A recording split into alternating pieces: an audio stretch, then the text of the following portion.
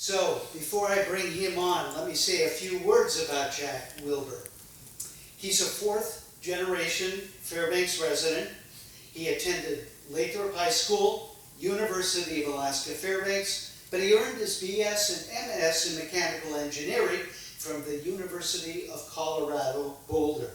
He began his career with Design Alaska in 1975. He was the mechanical engineering assistant, but over time he rose to become the president of the firm, and he currently serves as the chief financial officer for Design Alaska. He also serves our community in so many ways, and we'll get to that, but he's currently board president for Fairbanks Ski Coalition and a member of the Fairbanks Gas Utility, Fairbanks Symphony Orchestra boards of directors. And last year, he and his wife, Carol, were honored by the Boy Scouts of America, the Midnight Sun Council, as a distinguished citizen. So please welcome Jack Wilbur.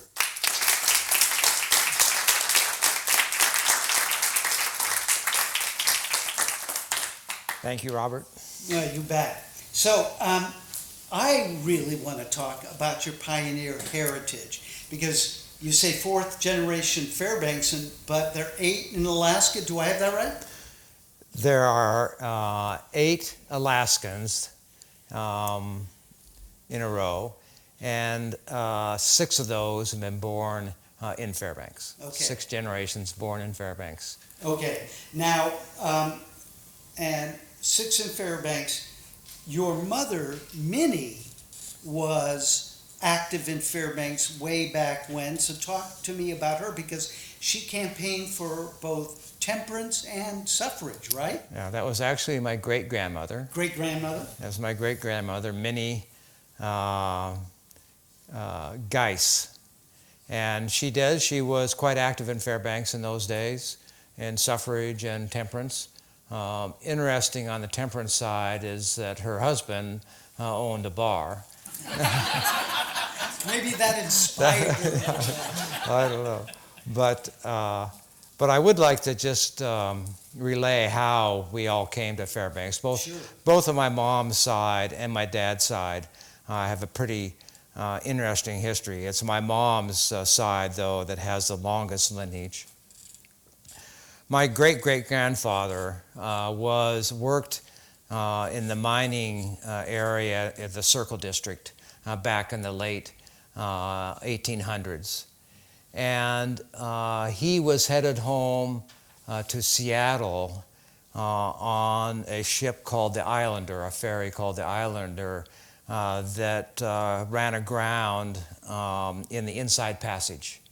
And he died in that accident.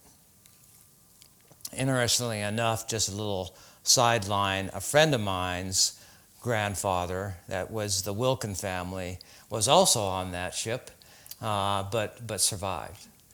So anyway, his daughter, and that's Minnie Geis, who you referred to, came to Alaska to settle her father's estate.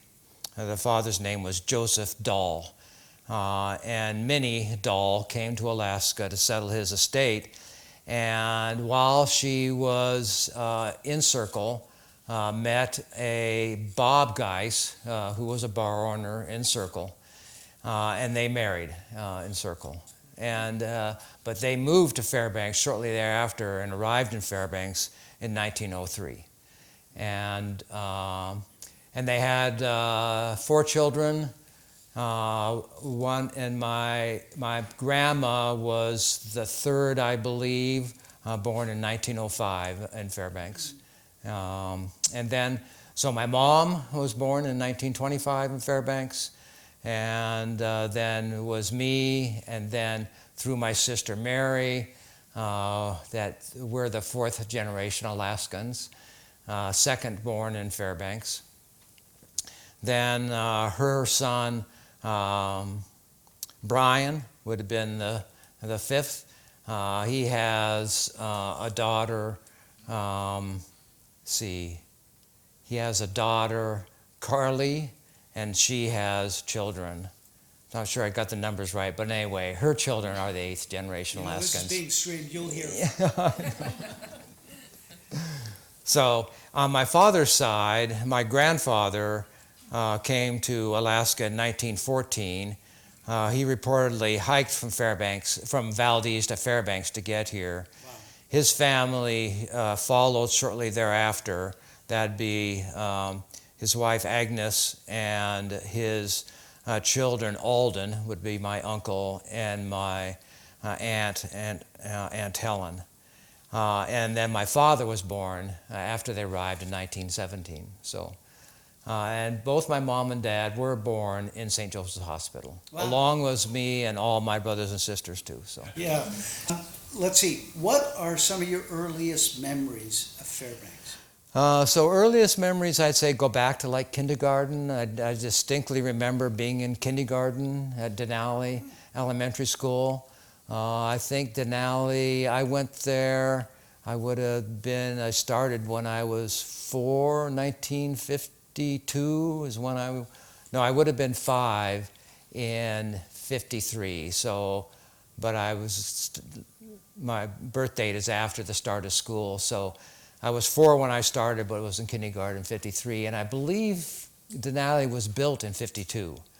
And it's in Weeksfield, and the reason it's called Weeksfield is because the runway used to be on 10th Avenue. And I remember when at Denali looking across the street to seeing the old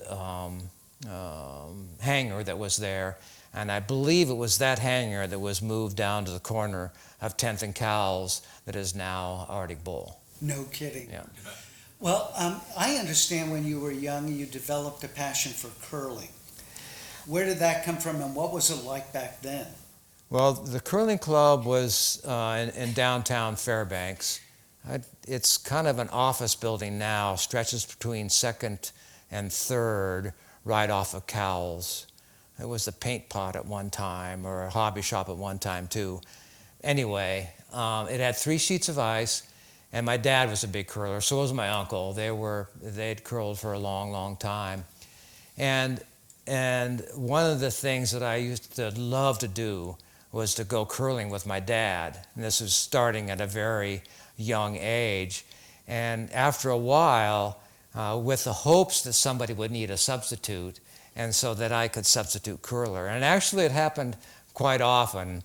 Once I was kind of junior high, high school, and things like that. I did curl in the International on a team of high school kids when I was a freshman, and so I was the youngest in the tournament.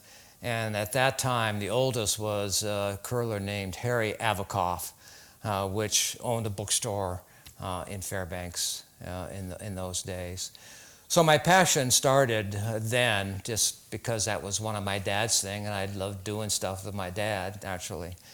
And but it went on to high school. And high school, curling was a big deal when I was in high school. There weren't many sports really you could participate in. The only 2 lettered sports were basketball and wrestling. And there was no track, no field, cross-country skiing or anything like that.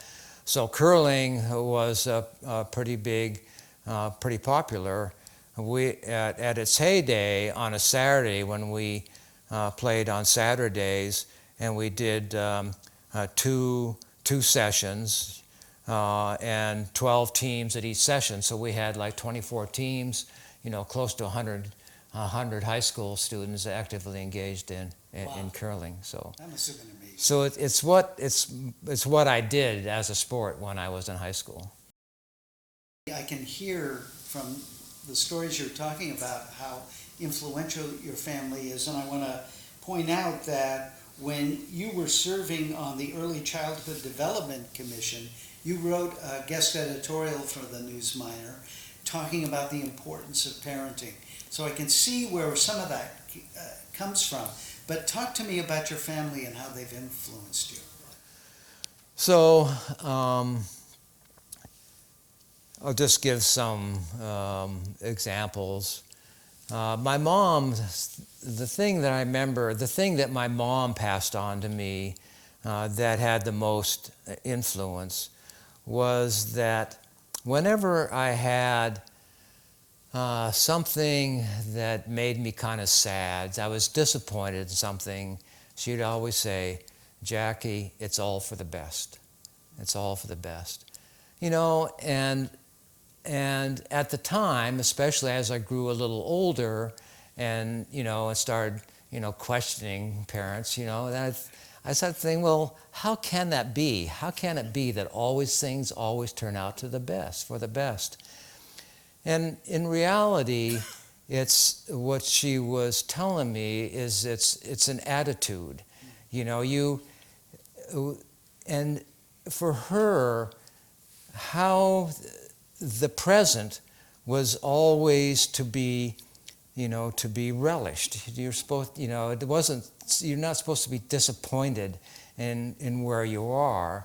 And so everything was always for the best because with an attitude, that's where you were, and it was the best. So that's from my mom. From my dad, it was always the thing that I took from him mostly, first of all, was community service. And actually his father, my grandfather, was mayor of Fairbanks at one time. And when I was growing up, he was a volunteer fireman. He was on the city council. I was acting mayor for a while. His biggest contribution, though, was that he was Republican committee chair for years in the state of Alaska, very influential in Senator Stevens's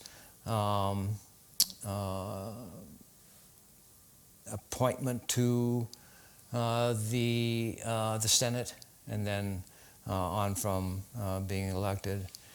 And his, you know, words of wisdom, you know, to me is, and he was always indicating that it was really important to work hard, you know, for your employer.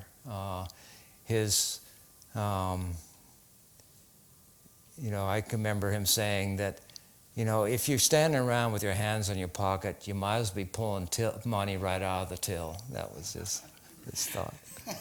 So, okay. Anyway, and another a person that was real dear to me was my Aunt Helen, and from her, she always made it a point to make me feel valued. It was confidence building was what she was after, I believe. She was a postmistress for a good period of time back in my youth. And she would often call me on the telephone and give me very simple math questions that she wanted help with and stuff like that. So she was very influential in my life too.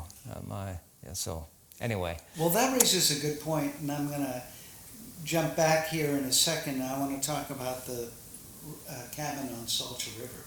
But this raises an important point. I'm sure everybody and their uncle here in Fairbanks at one time or another has been to Wilbur Sheet Metal to have something repaired. And I'm wondering where your facility as a mechanical engineer comes from. Was it from that background, or were you always good with this sort of thing?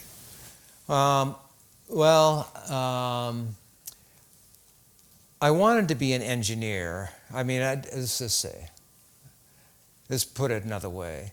I felt like a logical thing for me to study in school was engineering because I was good in math, you know, and science and that sort of thing. So, and I've often wondered actually why I chose mechanical engineering. I'm glad I did.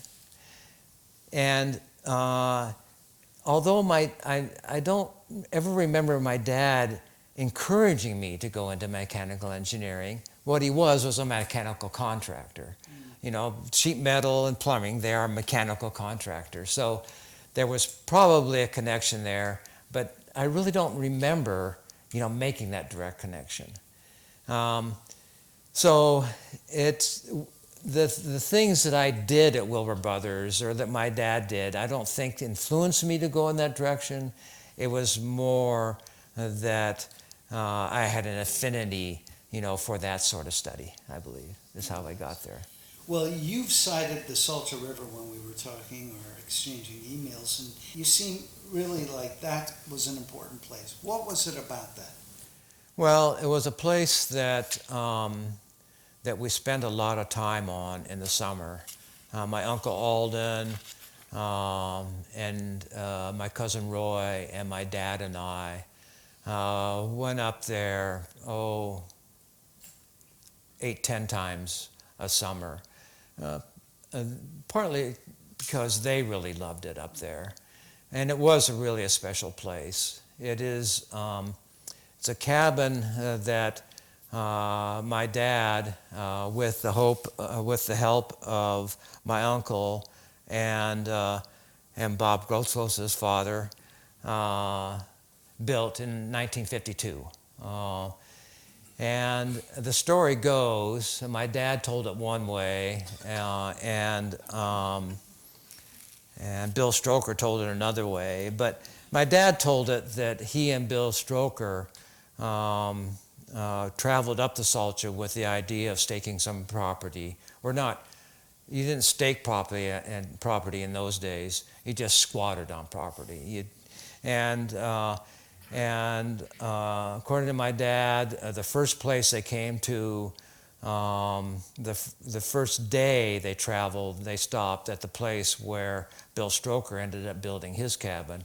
And the second day was when they found the place for my dad and Alden and Mr. Grossclose to build the cabin. Their cabin, and the way that Bill Stroker told it, though, was that the first place was our cabin, and then they floating on the way back, they did his cabin. But it was on an island and there's a little stream that comes down out of the hills that split around the island and then flowed into the Salcha itself. And so we just spent a lot of time up there, and we fishing, and it was really a very neat place. One of the things that I loved to do, especially when they were up there hunting, was in the mornings we'd go out. My cousin and I, Roy, would go out on opposite sides of the island, and look up to the waters up there and watch for moose. And we were successful sometimes and sometimes not. But what was really neat about it is there was always a lot of wildlife there. And so when we'd go out in dark and as the dawn came, the animals would be there, and there'd be moose, cows with calves, and beavers and ducks. And it was just really neat to just sit there and watch them and read and watch them. And so that was what was really neat about it. And it was that one time when I was out in Kramer's Field on one of the back stands, and it was when all the birds were in there, and there was moose out in the field, and I was really out there by myself, and it just reminded me so much of the times that I'd spent at Salcha too, and that I just remarked, it's amazing this is happening, right here in Fairbanks. So that's what caused me to go to the Friends of Kramer's Field, or the director for Kramer's Refuge, for the Friends of Kramer's Field, and let them know that I wanted to do something, to make sure that Kramer's continued to exist, into the far future. Well, you're sort of well known for loving float rivers and fish. Does that stem from your time on the Salter? Actually, fishing did. Yeah. We did a lot of fishing for grayling.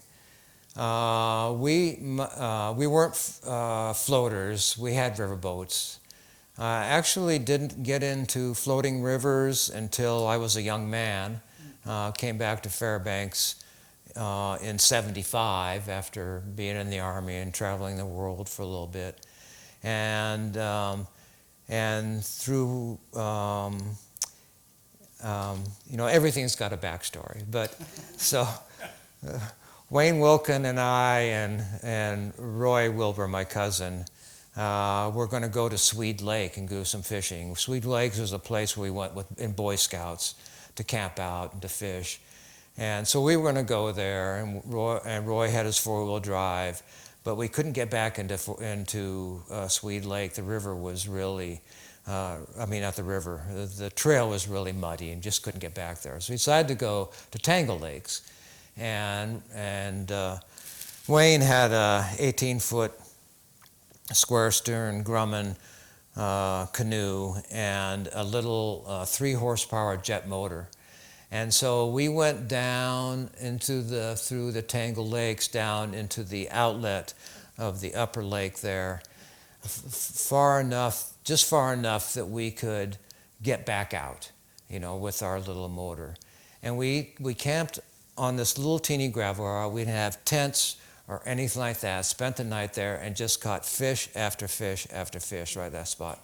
I said, okay, we got to do some more of this. And so later that year, then Wayne and I and a friend of Wayne's, same boat, floated down through the Tangle Lakes and into the Delta River and out. And it was just, so that's what got me going, basically, in floating and fishing. The best, so a couple of my favorite floats were the Charlie River, which I was with Bob Close and other friend of ours, Lance Parrish. And at that one, we flew from Delta and dropped inflatables into the headwaters of the Charlie, and landed at a strip called the Joseph Strip on 40 Mile, and hiked for a couple days to get back to our gear, and then floated on out. That was really a great trip. Sounds magical. Well, I want to get you to Colorado and your bachelor's and master's of mechanical engineering here, but you started at UAF. Tell me a little bit about what the campus was like then and why head over to Boulder.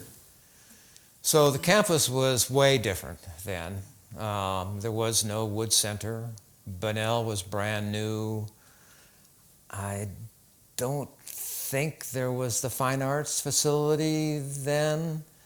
Larry Meath would know. I think Larry Meath helped build the fine arts facility. 69, yeah. So I started here in '66. The student union building, which is, I can't remember the name of it now, was kind of the center of campus there. It had the bookstore, had a snack bar, cafeteria, barber shop, pool tables in the basement, that sort of thing was kind of the center of campus. And I was living at home, but I drove up here every day, and I parked right at the Student Union building. Yeah. Every day, left the car there all day. Boy, times have changed. Yes, they have. Yes, they have. So, yeah. And so, I had a good time while I was here.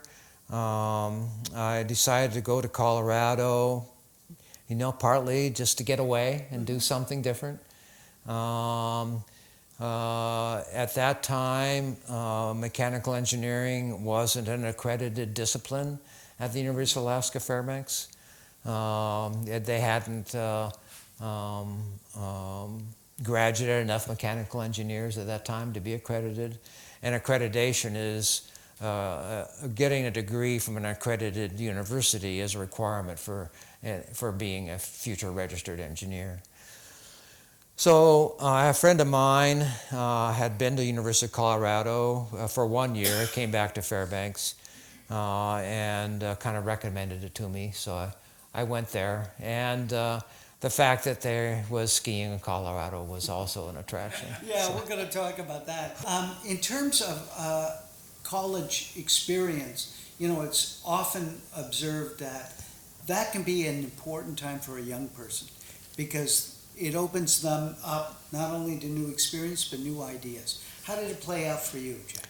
Well, that was exactly true. So I was a young man from a relatively conservative family in a relatively conservative town. And going to Boulder at that time, you know, this was in the days of hippies and free love and, you know, all that sort of thing. It was a mind expanding experience.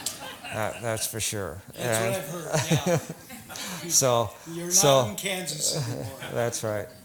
But it was well worthwhile. I loved being there, and the skiing was fabulous. Is that where you developed your passion for it? Well, I started skiing at a very young age. I started when I was 8 years old, and there were some friends of my family, the Andersons. They were good friends of my mom and dad. They were skiers, and they started taking me skiing. They bought me skis, and what I don't. You know, my first pair of skis was skis with leather straps and skied with mucklucks. You know, those are not mucklucks, but shoe packs, basically. Yeah, up at Cleary Summit, and after a while, as I got to be a little bit older, there was a bus that would pick you up at Denali Store, which was right down 9th Avenue where we lived.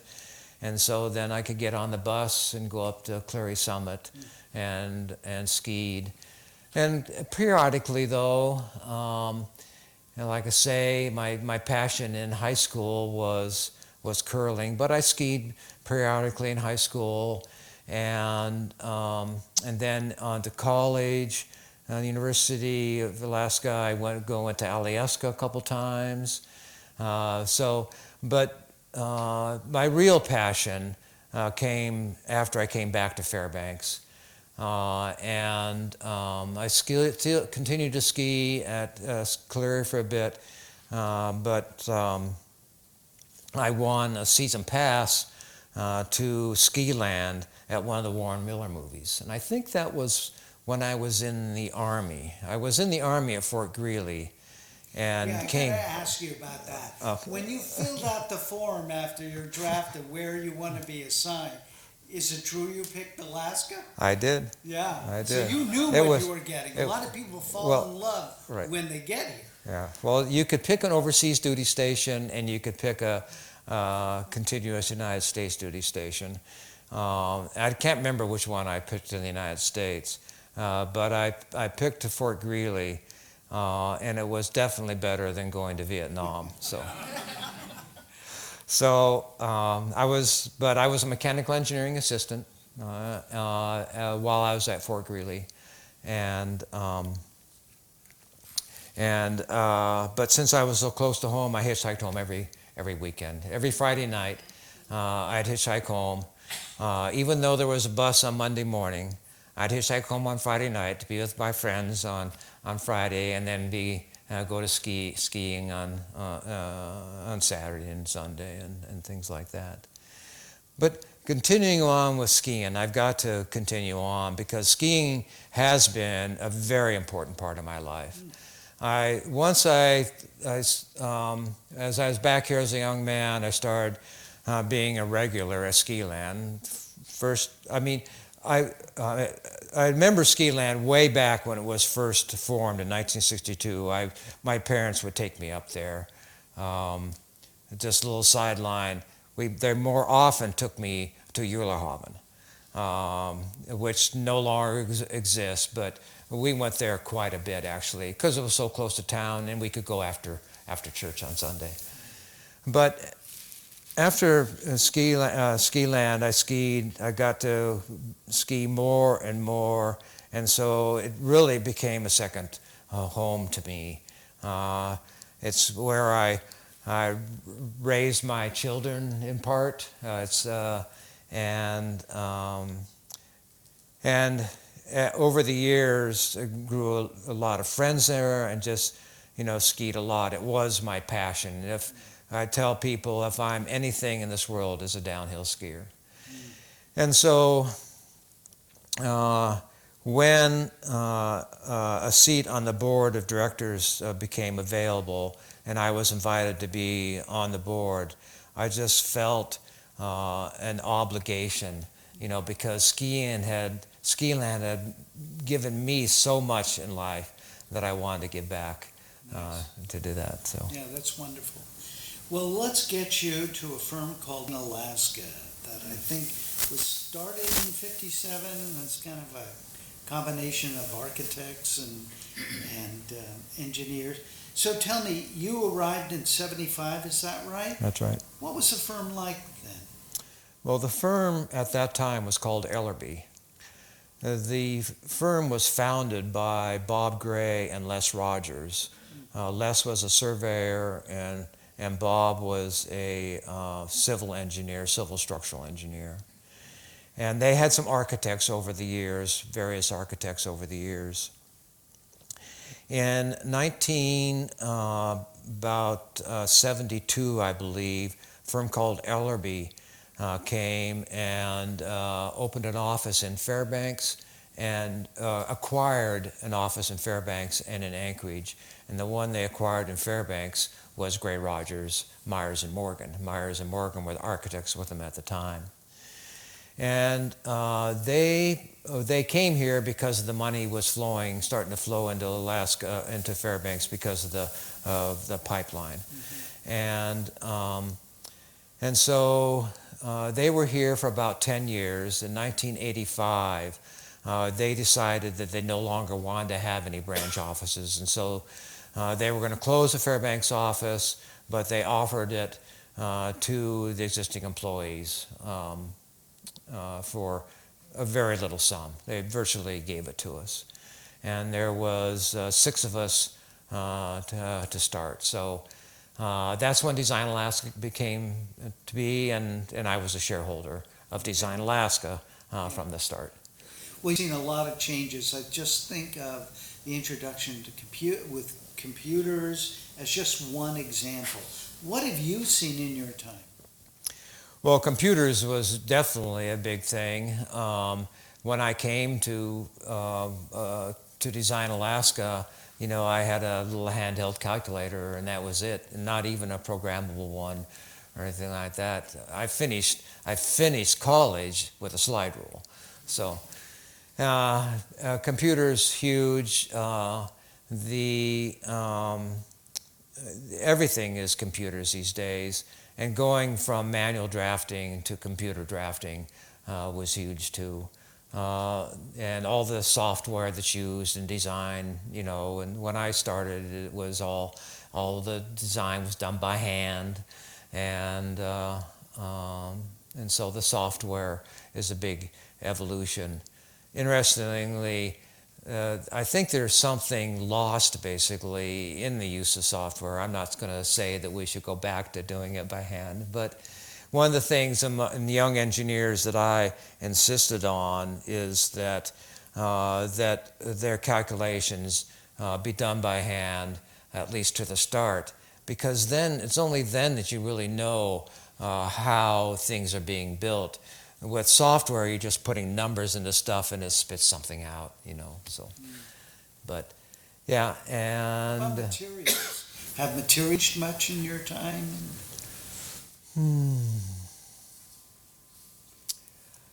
I don't, not so much, you Okay. know, everything, you know, and we still deal with, there's lots of wood frame construction. Right. Matter of fact, there's kind of a trend going back to wood frame construction.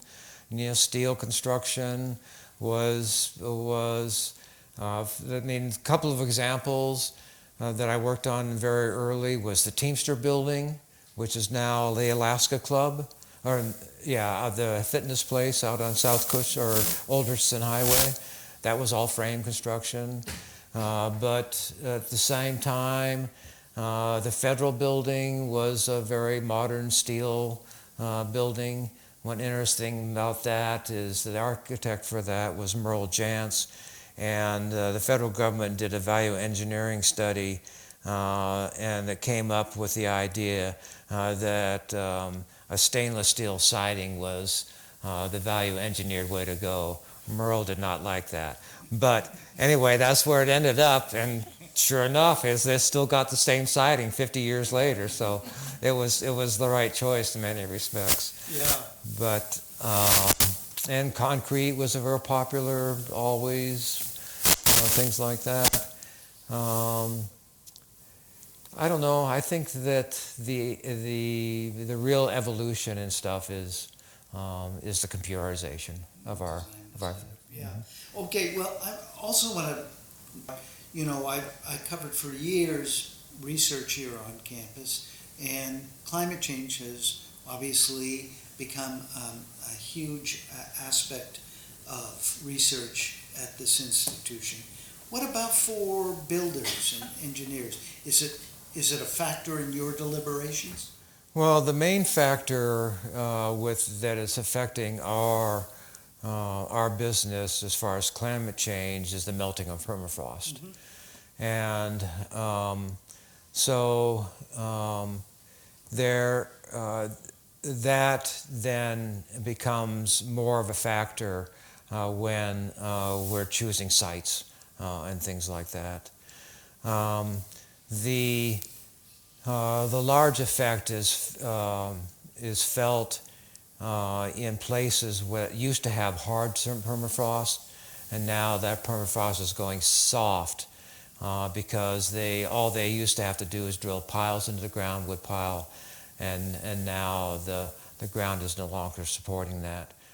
There are techniques around that, thermosiphons to keep the ground frozen, building the buildings off the ground so that airflow is underneath to keep them freezing and things like that. Yeah. Well, I want to also talk about the firm, Design Alaska.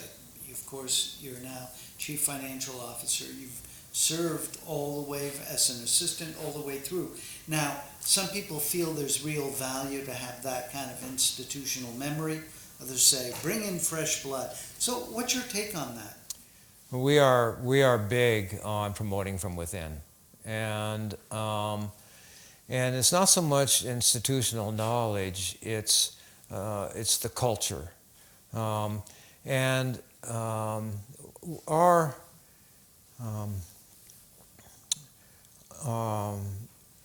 Our stated purpose for being is to provide our employees with a rewarding professional experience. And that's really important to us. And the culture, we're very much a team. Nobody, including the president, is treated in any special fashion. There's no special perks for being the president of the organization. You have a different job and you get paid more, but that's about it. And we're always real big in sharing our profits with the employees. And so there's a culture that's built within the organization that you want to sustain by people that have grown up through that culture and understand your culture. Also, though, when they work for you, you know their strengths and you know their weaknesses. Also, since they're here and in Fairbanks, they're more likely to stay in Fairbanks. And bringing people from other places, that's not necessarily the case. Heard. Well, you know, the other thing about Design Alaska is philanthropically your name is all over the place. And you have this generous stance towards the community, both socially and culturally. So where does that come from, Jack? I'm guessing I'm looking at him, but tell me about that. Well, Design Alaska, all the way back to Gray Rogers, has always been supportive of the community. Les Rogers was really one of the helped found the Summer Fine Arts Camp, and there's some history there within the organization. When I became president,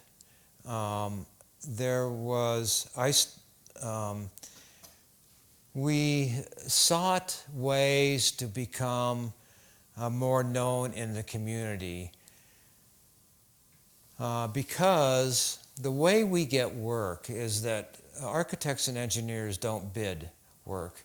And we respond to requests for proposals and then negotiate fees afterwards. And the request for proposal, then people select us on qualifications. And we wanted to figure out some way to distinguish ourselves so that when people were looking, local people were looking over our proposals, you know, they would recognize a name and put them in the stack to look at further. And so initially we were looking for, you know, branding basically, and our first go at it was, and kind of not totally connected with that, but I was involved with the Fairbanks Youth Orchestra because my daughter was in the Fairbanks Youth Orchestra. And there was a lot of talent there that wasn't getting recognized. And so I went to Ann Biberman, who was KYC at that time, and said to her, you know, we need to figure out a way that we can give more recognition to the talent that we have. And so she remembered that, and a couple of years later she came to me and suggested Alaska Live. And that's how Alaska Live got started, and that's so we supported that. And so that was kind of the first foray into that. We were also, at the same time, big supporters of United Way. When we did, you know, end of the year bonuses, United Way also got a healthy chunk of change from us. United Way had always been, I always have been a supporter of United Way, way back, probably since I first started working at Design Alaska. And because of that support, the executive director at the time asked me to be on the board of directors. And so I started on the board of directors with that. So that kind of got me kind of into nonprofits and stuff like that, and supporting those in need. Another, about the same time, Alaska Live, a little later, was Chip Davis came to me and asked for support for the Christmas concert. And so I agreed to support it, and saw that it was such a wonderful thing for the community that the next year I went to Chip and said, okay, I want to make this a Design Alaska event. And so that's how it became the Design Alaska holiday concert. And it's been a great deal for Design Alaska. So those are the two things that I think that Design Alaska is most known for in the community. But we support many, many organizations and lots of those that are in need. One of the neat things we do that we've just started doing the last few years is that we allow every employee to pick the organization of their choice, and we contribute $500 to that organization in their name. So That's lovely.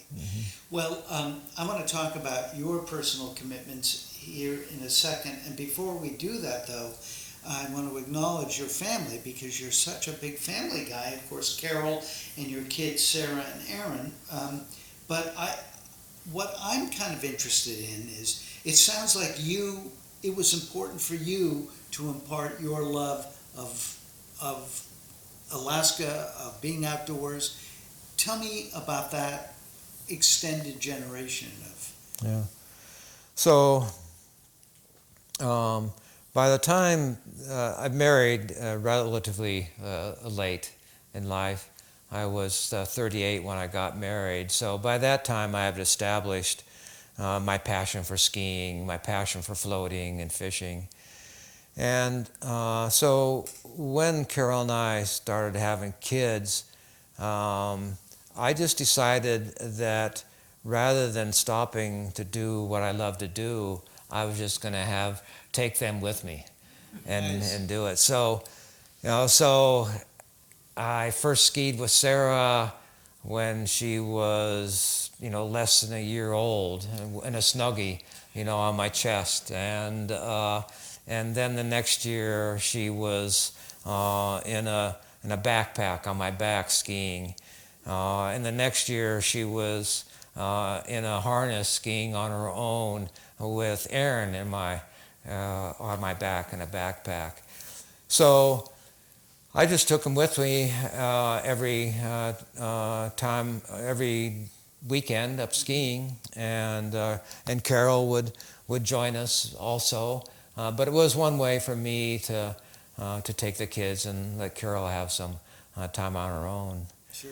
And so then it came to floating rivers. I remember one 4th of July when Sarah was still, I think she was just over a year old. It was just a beautiful 4th of July weekend.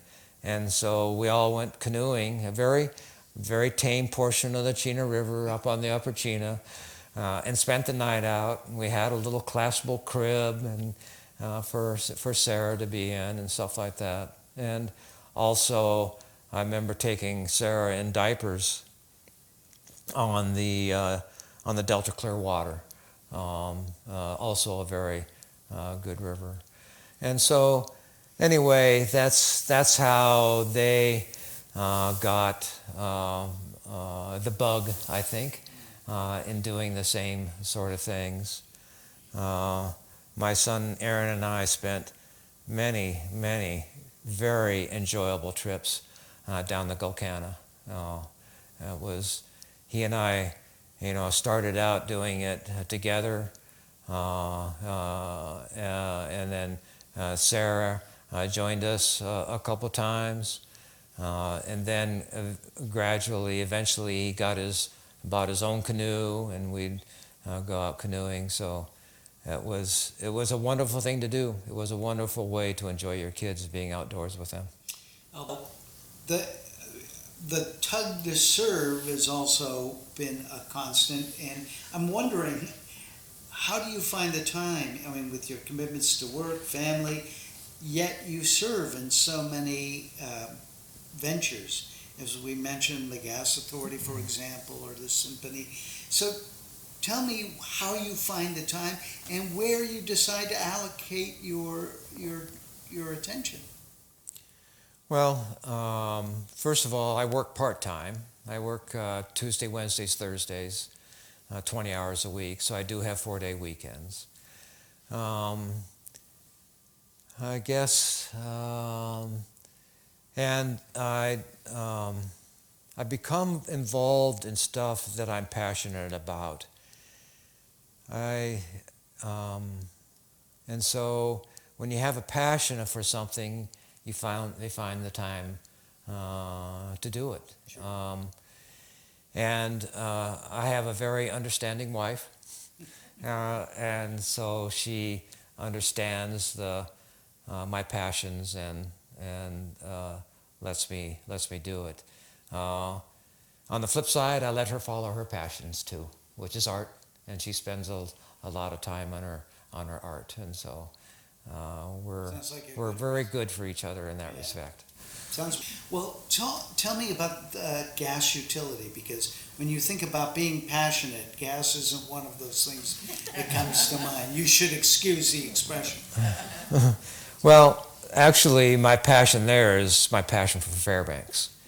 And my connection to the interior gas utility goes way back before it was even founded. I was on the FEDC board of directors, but I think that this may even precede when I was on the board of directors. I was on a committee, basically, and I remember Steve Haggison was part of that committee. And it was when, at that time, which was way above norm, oil had gotten to $4 a gallon, heating oil, and it was really hard on the community with energy costs that high. And so we were scheming on ways, to bring down the cost of energy. And that's where the idea of bringing gas to Fairbanks goes back to the 50s. But that's where we really started scheming on ways to bring gas to Fairbanks. And there was a gas utility at that time. It was Fairbanks, what was it? MUS? No. Anyway, it was privately owned gas. Fairbanks Natural Gas is what it was, privately owned. And they served a small portion of Fairbanks, and they had no desire to expand their area. So that led Steve Haggison and some others to start to form interior gas utility and to petition to the regulation entity for the state of Alaska to give them a certificated area, which they were able to do so because Fairbanks Natural Gas had not indicated any desire to do so. So once that was formed, then the state of Alaska got involved and purchased Fairbanks Natural Gas, and then they were melded with Interior Gas Utility. Interior Gas Utility, eventually took over that entity.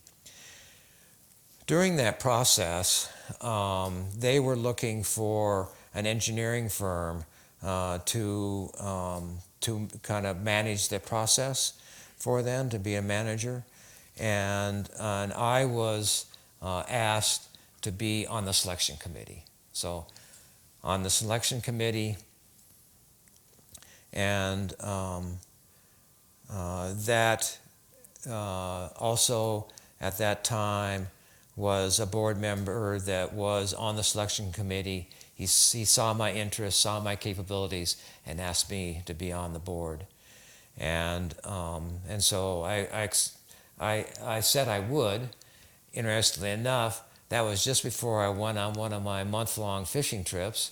Came back from that, and I talked to him about it, and he said, "Well, you got to hurry. You got to register for the election."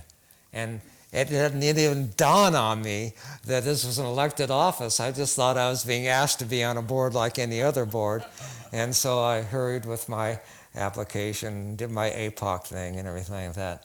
But really, it's my passion for Fairbanks, seeing Fairbanks being a healthy community, is why I'm on the IGU board. Well, then I'm going to ask you finally two kind of a bifurcated question here. What do you see ahead for Fairbanks? Are you optimistic? What are your hopes for the community? And what's ahead for Jack? What are you going to do? Yeah. Well, Fairbanks has come a long way since I've been here. When I was born in Fairbanks, there was 5,000 residents in the city of Fairbanks. There's now close to 100,000 in the greater community. What the biggest difference between now and when I was growing up is that everybody lived in Fairbanks. Nobody lived around, Chino Hot Springs. Very few lived on Chino Hot Springs Road. Everybody really lived in Fairbanks. Major difference. Fairbanks is a better place than it is now than it was then. It's matured a lot. There's a lot more opportunities. There are a lot more opportunities for youth.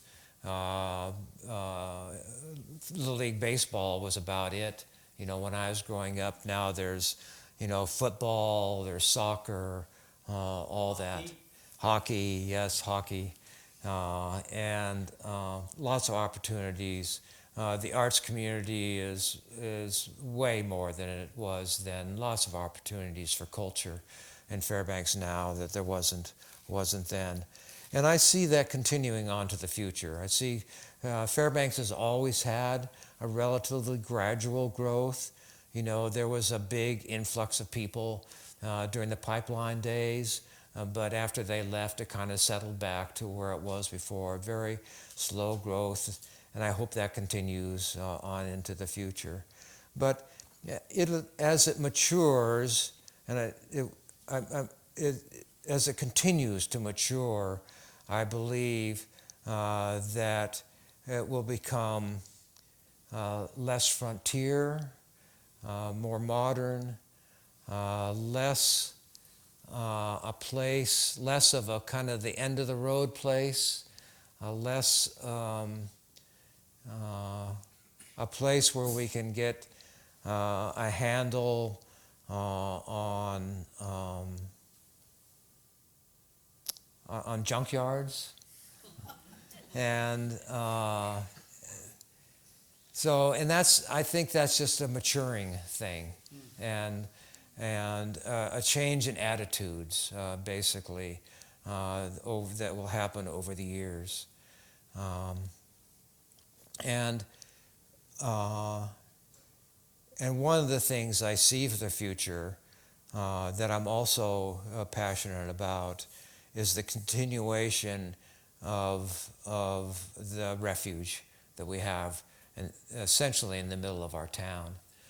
It's just think how valuable that's going to be 50 years from now, when we have a community that's grown, to have commercial development along Farmers Loop to serve, the people that are in that growing community out there and things like that. So the university is getting stronger and stronger. The hospital is doing great things with medical care here in Fairbanks. All that's part of a growing community that's important to us. Well, speaking of hospitals, you look pretty darn fit.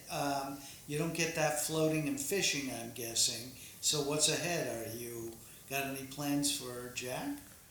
Well, continuing on, I have to give a story because I always haven't been. I wouldn't say that I'm extraordinarily fit or anything like that at this time. for my age, I am relatively fit. I would agree with that. But there was a time when I wasn't as fit as I am now. I've always been pretty active, skiing, biking, and when I was about 60, my son Aaron introduced me to ultimate frisbee. He is something that he had a passion about, and he said that, "Come on, Dad, I think you'll really like it." So I went out with him one day to pick up, and said, "Yeah, this is fun," but I was very slow, and so I continued to play, and the people in the ultimate community are very, very understanding, very accommodating to beginners. And so as I got a little more used to it, and the sprinting back and forth, and gained a little bit, and also there were people that in ultimate that played floorball in the winter at SRC, which is also a very aerobic game. And after a couple years, I could see that without even trying, I was losing weight. I was entering that period, I weighed about 205 pounds. And after I had lost about 10 pounds, and in 2 or 3 years, I could see that this was, I decided that this was going to be my fitness decade, that I was going to be more fit when I was 70 than I was 60. And it turned out to be the case. Now, I feel like I'm still about there when I was in 70, but also I'm afraid that I am starting to slide a little bit from where I was when I was 70. But it really changed my life in many ways. Not only did I become more healthy, but I also became acquainted with a great group of young people, and that has also helped me to stay young, not only in body but in mind, and I am forever grateful to Aaron for getting me involved in that organization. Nice. Well, there are a couple of people here who probably have some stories to share.